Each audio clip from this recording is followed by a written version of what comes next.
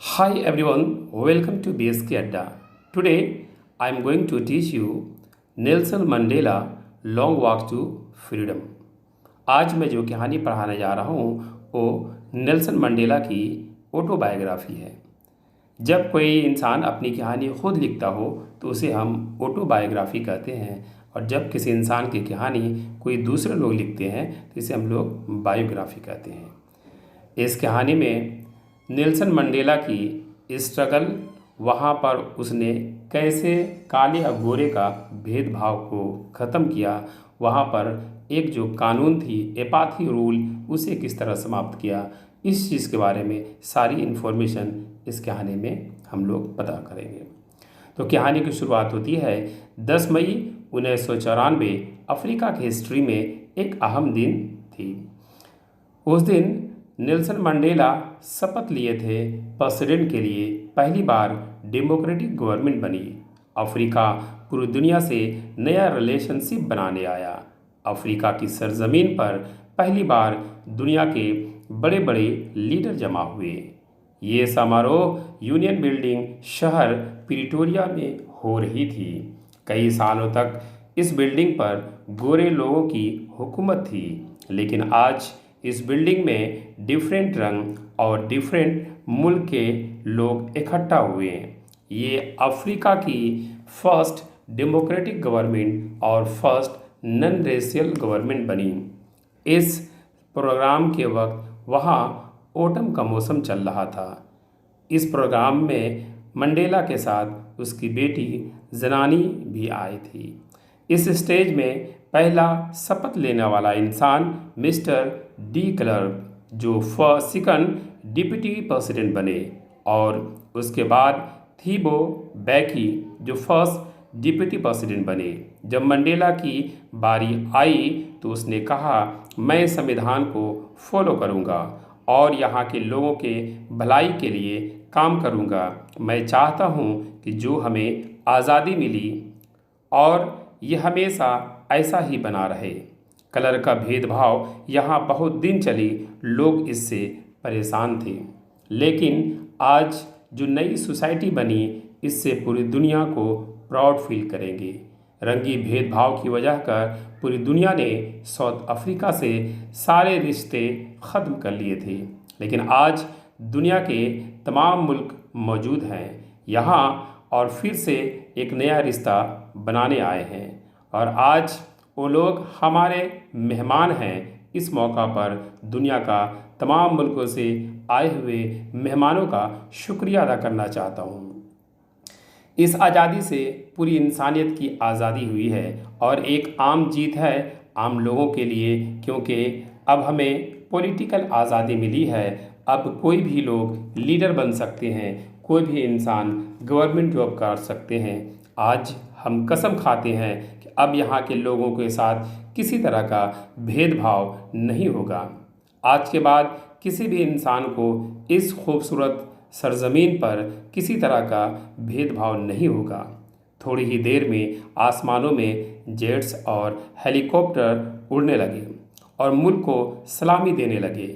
ऐसी खुशी मुल्क में पहली बार मनाई जा रही थी, इसलिए यहाँ के लोग बहुत खुश थे। उसी वक्त वहाँ के पुलिस और डिफेंस फोर्सेस ने भी मंडेला को सलामी दी और वादा किया कि हम लोग अपने मुल्क के लोगों के लिए हमेशा वफादार बने रहेंगे।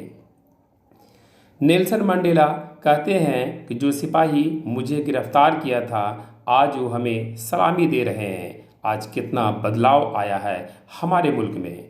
आखिर में वहाँ के जेट्स अफ्रीका के झंडा के रंग का धुआं छोड़ कर रहे थे, जो जिग जैग तरीके से। उसके बाद वहाँ 2 नेशनल एंथम गाया गया, एक गोरे रंग वालों के लिए और दूसरा काले रंग वालों के लिए, लेकिन अब दोनों एक दूसरे नेशनल एंथम को गा रहे थे। वह कहते हैं कि मेरा जन्म से पहले यहाँ एंग्लो बोर जंग हुई थी और वहाँ से इस मुल्क में गोरे लोग काले लोगों को नीचा दिखाने लगे, जिसे हम एपाथी रूल भी कहते हैं। रंग के बुनियाद पर जो भेदभाव थी ये दुनिया की सबसे घटिया थी, लेकिन आज मैं 80 साल का हूँ और आज ये एपाथी कानून ख़त्म हो गया और यहाँ के लोगों को हर तरह का आज़ादी मिली। उन्होंने कहा कि लोगों ने बहुत तकलीफ़ झेली और आज उन लोगों का कुर्बानी बेकार नहीं गया। मुझे दुख है जिन लोगों ने कुर्बानियाँ दी, आज वो लोग हमारे बीच नहीं हैं। इस खुशी के मौका पर वह कहते हैं कि एपाथी कानून की वजह कर लोगों को गहरा जख्म दिया जो भरने में कई साल लग जाएंगे। जिन महान लीडरों ने हमारे देश के खातिर कुर्बानियाँ दी उनको हम नहीं भुला सकते। मंडेला कहते हैं जब इंसानों के ऊपर जितना दबाव और जुल्म होता है तो तभी इंसानों में एक नया किरदार निकलता है। फिर कहते हैं हमारा मुल्क डायमंड से भरा हुआ है, लेकिन असली डायमंड तो हमारे लोग हैं जो हीरे से भी ज़्यादा कीमती है, क्योंकि किसी आइडिया के लिए यहाँ के लोग अपनी जान देने को तैयार रहते हैं। आप सोच भी नहीं सकते कि यहाँ के लोग कितने स्ट्रांग होते हैं और उनमें झेलने की क्षमता बहुत ज़्यादा होती है। वह कहते हैं जब आप डर के आगे जीत हासिल कर लिया तो समझो आप बहुत ही बहादुर हो। जन्म से कोई नफरत नहीं कर पाता, वो किस धर्म का है, किस जाति का है, किस रंग का है। लोग नफरत करना सिखाते हैं। अगर आप नफरत सीख सकते हैं तो फिर प्यार भी सीख सकते हैं, क्योंकि यह हमें नेचर सिखाती है। इंसानी ज़िंदगी में दो ड्यूटी है, एक अपने फैमिली, पेरेंट्स, वाइफ और बच्चों के लिए, और दूसरी यहाँ के लोग और उसका कम्युनिटी और उसका मुल्क। लेकिन हमारे मुल्क में जिनका रंग काला हो उनकी ज़िंदगी बहुत दुखी में होती थी। उनको सज़ा दी जाती थी, उनको समाज से अलग कर दिया जाता था और हमें देशद्रोही कहा जाता था। इसलिए मैं भी 27 साल जेल में था। मैं अपने देश के लोगों की भलाई की वजह कर अपने फैमिली को अपना फ़र्ज़ नहीं निभा पाया। जब मैं पैदा हुआ था तो ये भूख नहीं थी कि मैं आज़ाद होना चाहता हूँ, लेकिन बाद में रियलाइज़ हुई आज़ादी की। बचपन में दूसरे बच्चों की तरह मैं भी आज़ादी से घूमता था, लेकिन मैं जब जवान हुआ तो पता चला कि हमें आज़ादी नहीं है, हमें पाबंदी है। इसलिए मैं आज़ाद होना चाहता हूँ। जब मैं स्टूडेंट था तो मैं अपने लिए आज़ादी चाहा। जब मैं बड़ा हुआ तो और भी आज़ादी की ज़रूरत पड़ी। तब मुझे पता चला कि मैं अकेला नहीं बल्कि मेरे जैसा ब्लैक स्किन के बहुत सारे लोगों के साथ ये प्रॉब्लम झेलना पड़ता है। इसके बाद उसने अफ्रीकन नेशनल कांग्रेस नाम की पार्टी ज्वाइन की और अपने लोगों की आज़ादी के लिए लड़ने लगे। ज़िंदगी की जद्दोजहद ने मुझे और ही स्ट्रॉन्ग बना दिया। दूसरों के दुख को अपना दुख समझ लिया।